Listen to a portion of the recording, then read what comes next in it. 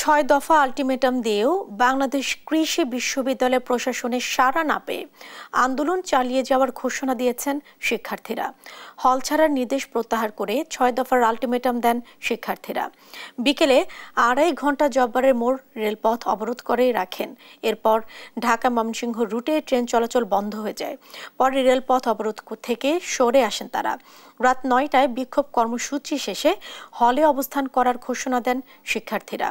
ক্যাম্পাসে শিক্ষার্থীদের ওপর হামলাকারীদের গ্রেফতার সহ দাবি আদায় না হওয়া পর্যন্ত আন্দোলন চালিয়ে যাওয়ার হুঁশিয়ারি দেন তারা।